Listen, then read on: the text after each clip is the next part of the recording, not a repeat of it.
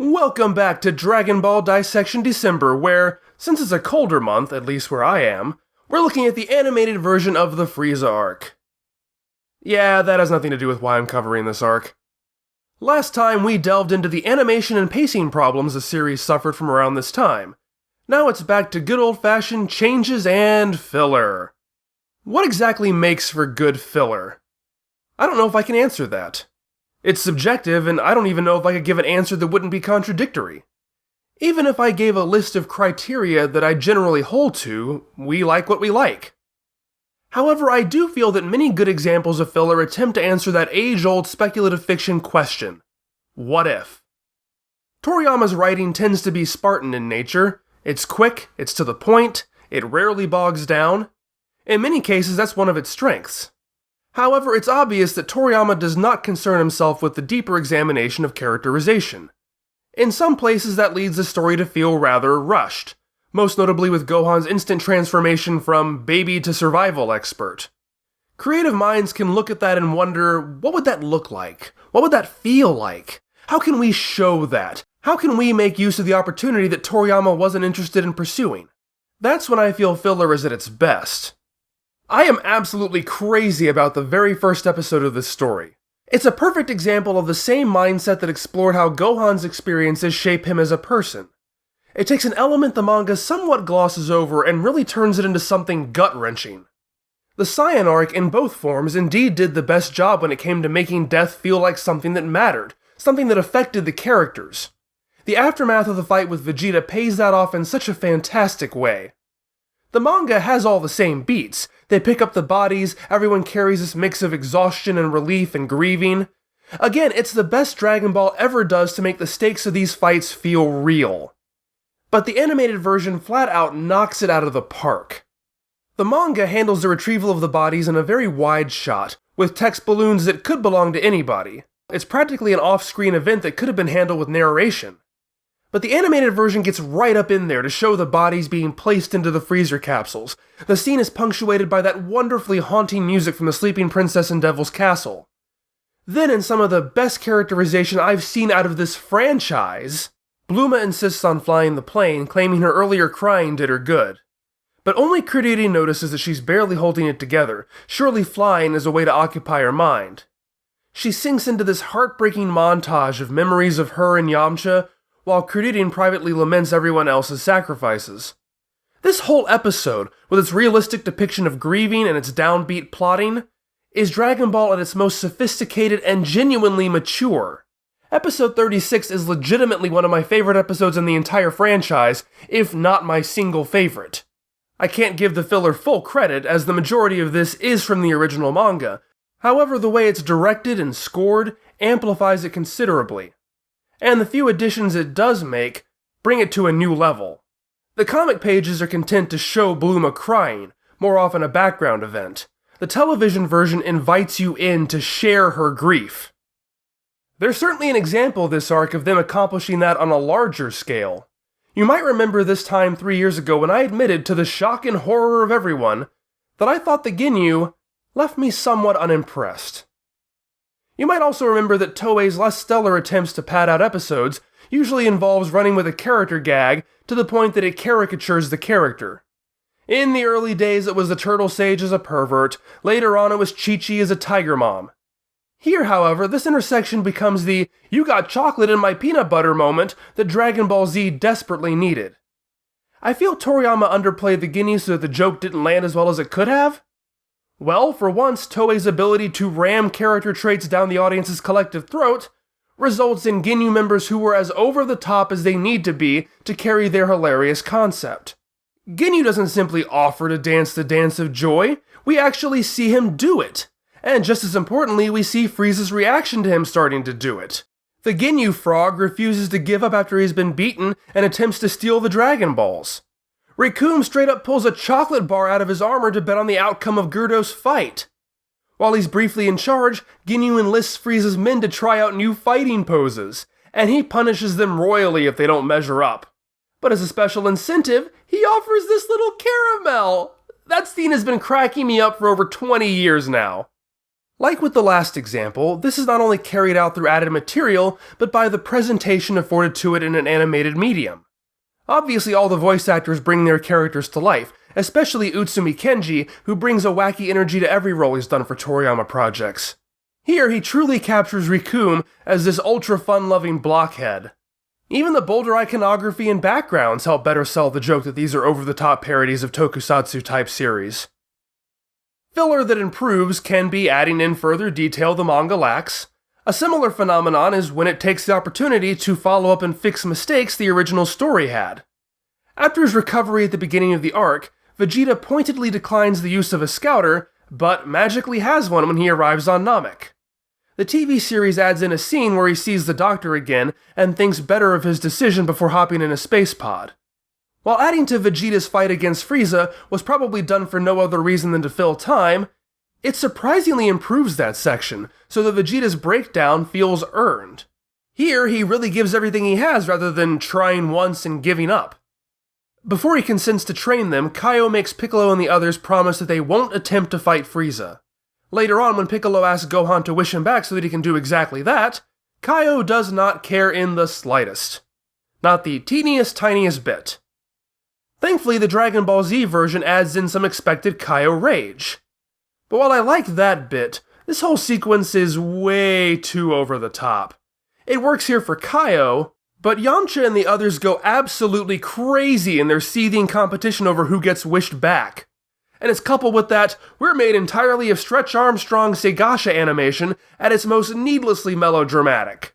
So, better than the manga, but they really needed to turn the drama dial down from telenovela to CBS primetime. An interesting phenomenon with filler lies in the fact that the writing staff don't know the direction the story is going. That can famously result in contradictions, like Dr. Frappe. But less obviously, it sometimes causes the television material to feel slightly behind the times in retrospect, such as Lunch continuing to make regular appearances throughout the Saiyan arc, and even once here in a nightmare Goku has about Frieza taking over the Earth. After this, though, they seem to have gotten the message. In a broader sense, though, the juxtaposition helps expose the shift the manga storyline is going through. Early filler in this arc, like the Space Orphans or Fake Namek, continues the trend of relatively light-hearted adventure. It's not goofy, and there's almost always some form of fighting, but the focus is more caper-oriented than combat-oriented. It's quite reminiscent of Saiyan arc filler or the wedding dress adventure as opposed to what we'd see later on. The Space Orphans in particular, for obvious reasons, feel like the kind of trial Gohan would have had to encounter to teach him a lesson about growing up or something. And while not feeling necessary, it doesn't feel irrelevant as it clues in the gang to the fact that there are unpleasant characters out in space, characters they will soon meet. I find it similar to all the instances I pointed out in the previous Dragon Ball television series, wherein characters would be introduced before their real introductions. However, in this case it's handled even better, as the orphans give away Frieza's name and reputation, but not Frieza himself. They only show QE or someone like him, I don't know, there's more than one. Incidentally, I feel that helps set up that character for Vegeta's confrontation with him, but not in such an over-the-top Colonel Silver kind of way that you're disappointed in how easily he's defeated. It probably doesn't do enough to make you hate this guy and want to see him get his comeuppance, though. The orphans' bad directions lead the gang to Fake Namek, so those of you who hate that excursion can certainly blame them. For me, though, that too feels natural and connected so they don't simply wander off Kaio's coordinates for no good reason. What's truly fascinating about filler is when it captures the public zeitgeist in a way the original work didn't. King Vegeta? When is he ever in the manga? When does this symbol ever appear in Toriyama's Dragon Ball series? Never. Yet I see it to this day used as the symbol for Saiyans. I even knew someone who had it tattooed on him. Vegeta's musing about Super Saiyans adds a peek into his imagination of what one could be, which fans have probably taken too literally for years. Those images seem to have stuck with people, and they're all from those workaday filler writers. It can certainly leave an impression. The last area I'd like to cover wherein I think filler is good is the most subjective of all. It does not fill in story gaps, it does not correct errors, it does not expand.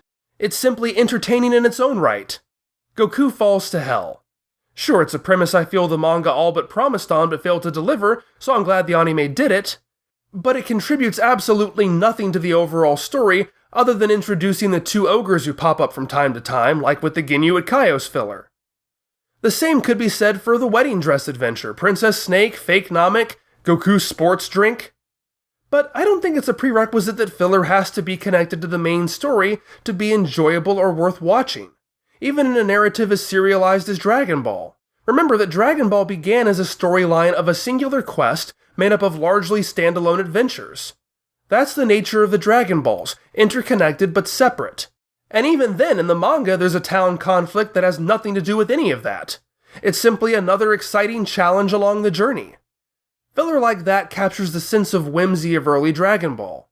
Overall, I guess what I'm looking for is creativity, which I feel was in greater abundance earlier on. Tao Pai Pai boils an egg in his tub. Carding has a waterfall in his cabinets. That's crazy and wonderful. I'm not sure if the filler of the latter half of the arc feels so stagnant because of their overstretched resources and lack of an open space to put significant filler, but it does feel incredibly safe and easy. Again, not to say there wasn't plenty of low-hanging filler fruit in the past, but aside from a few moments of seeing Bluma's body engage in Ginyu acrobatics, what are we seeing here? Ginyu steals a body, someone throws a frog, he gets a frog body. Nothing new or creative there. Chi-Chi wants to go to Namek? That's a funny idea. Given her earlier instructions to Gohan to write her every day, it's clear her lack of understanding of space travel could be entertaining. Pair up her vitriolic stupidity and haste to get started as soon as possible with a genius but befuddled scientist with the patience of a saint? That's comedy that practically writes itself. In fact, when this plot first comes up and she steals the ship only to crash it, that's promising. But nothing else interesting is done with it. It's the same gag over and over again. Same with the Ginyu in Heaven. Great idea, nothing interesting done with it. There was a filler segment I wasn't even going to cover at first. I had nothing really to say about it other than the fact that it happened, and I like to try to avoid doing that. Then I realized it fits this topic perfectly. At one point towards the end, the anime extends a moment wherein Goku is knocked out of sight so that Gohan can return to battle Frieza. Ultimately, all he does is let Frieza chase him around in the hopes the planet will explode. And you know filler has lost all attempt at obfuscation when their plots literally have the characters stalling for time. I've always maintained that this is not Goku's story. He comes along and usurps it, but its protagonists are Gohan, Krillin, and Vegeta, all of whom are pushed to the sidelines or simply die. So it seemed only fair that I address this piece of filler on that level. Does this accomplish what I complained about? Does it do what filler does best and expand an emotion or character arc? Does it accomplish the same thing as the filler wherein Vegeta fights Frieza? No. It is completely disposable.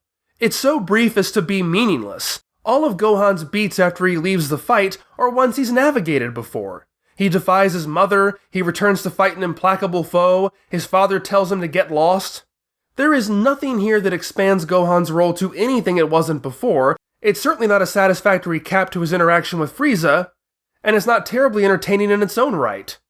It's the equivalent of the countless filler fighting extensions I never even bothered talking about, where the characters end up in the exact same positions in which they started, so that the manga fighting can continue uninterrupted. Ultimately, no one writing this looked at the opportunity and wondered, what if?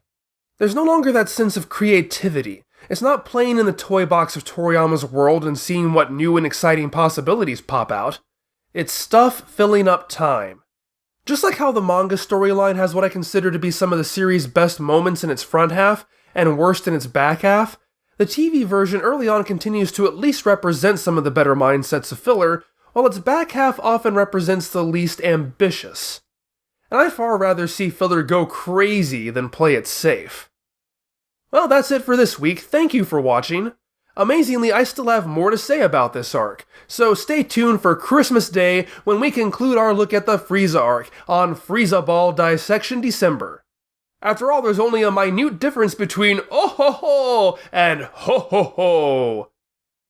Yeah, I just made that joke. Stop judging me.